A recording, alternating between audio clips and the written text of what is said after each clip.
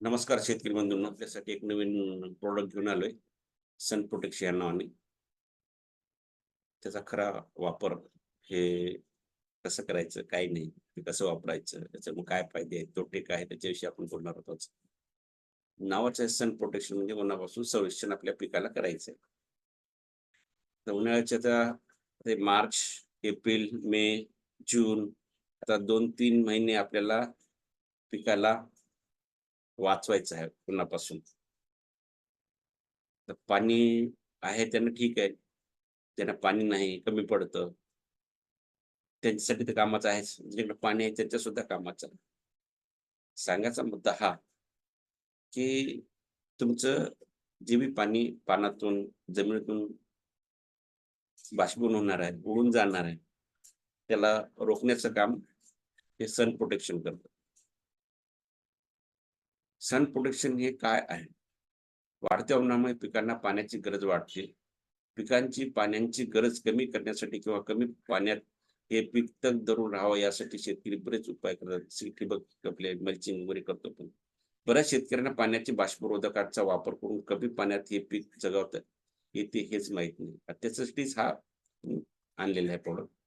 बाष्परोधक म्हणजे काय? ते कसं काम करतं? बाष्पीभवनामुळे जमिनीतून पाणी वाफ स्वरूपात निघून जाते. त्याचप्रमाणे बाष्पीभवनामुळे पिकांच्या पानातून पाणी निघून जातं. कडक उन्हामुळे तर हे प्रमाण अजून वाढतं. त्यामुळे झाडे सुकतात आणि पिकांची पाण्याची गरज वाढते. जसं ड्रॅगन फ्रूट, द्राक्ष, डाळिंब, आंबा, संत्री, कलिंगड, भाजीपाले आहेत भरपूर काही. त्यानंतर तुमचे ऊस आहे, केळी आहे. ह्या पिकाला जो काही होतो त्याला सनबर्न असं म्हणतात.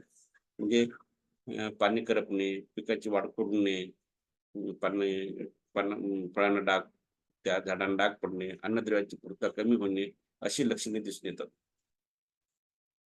कोणतं बाष्परोधक जास्त परिणामकारक आहे हे कसं कळेल? पिकाचे नुकसान होऊ द्यायचे नसेल आणि झाडाची पाणी टिकून ठेवायचं असेल तर बाष्परोधकाचा वापर करतात. हे कसं काम करतात हे पाहूया. पावडर स्वरूपात असं हे विशिष्ट प्रमाणात पाण्यात मिसळून वापरले जातात.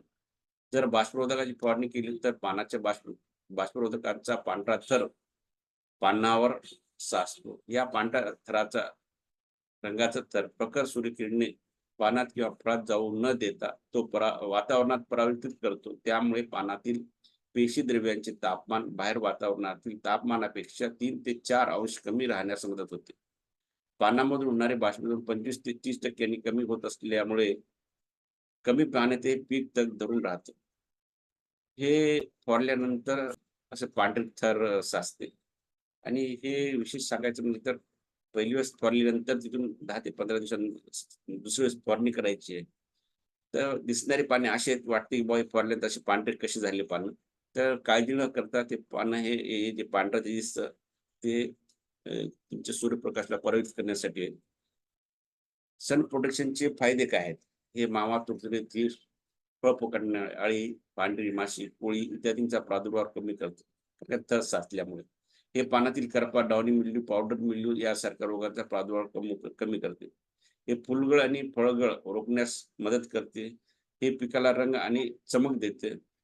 हे फॉस्फरसच्या उपलब्धतेमध्ये सुधारणा करते आणि पोटॅश, नायट्रोजनचं गळतीला प्रतिबंध करते. हे बाष्पीभवनाच्या नुकसानीचे प्रमाण कमी करते. हे प्रकाश संश्लेषणास मदत करते आणि पानाचा आकार वाढवते. वापरलेल्या रसायनाचा विषारी प्रभाव पुन्हा कमी करण्यास मदत करते. छाटणी किंवा कापणी केल्यानंतर झालेल्या जखमांचा भरपाईस मदत करते. ल्युसीन, आयसोल्युसीन आणि लायसिन यासारख्या प्रथिनांच्या निर्मितीस मदत करते. जैविक तणाव कमी करण्यास हे मदत करते. याचे इतके म्हणजे भरपूर काही फायदे आहेत. ते फायदे घेतले त्याच्या पुढे अ, या प्रॉडक्टची किंमत काहीच नाही. शिफारस केलेला हे डोस जे आहे, 1 लिटर पाण्यात 5 ते 10 ग्रॅम सन प्रोटेक्शन पावडर मिसळून फवारणी करावी. परत 10 ते 15 दिवसानंतर दुसरी करावी. किंवा जर ठिबकनं सोडायचं असेल पाण्यात म्हणजे जमिनीतून जर बाष्पीभवन द्यायचं असेल, तर ठिबकने एकरी 2 किलो 100 लिटर पाण्यात 2 किलो टाकून पहिलं ठिबक चालवत तुम्ही जे काही चालवा 2-4 घंटे काय चालवता चालवा. शेवटच्या टप्प्यामध्ये हे सोडायचं आणि 5 मिनिट ठिबक चालवायचं जेणेकरून की त्या ठिबकमध्ये आपले सन प्रोटेक्शन राहणार नाही. तर हे सन प्रोटेक्शनशी बोललोय.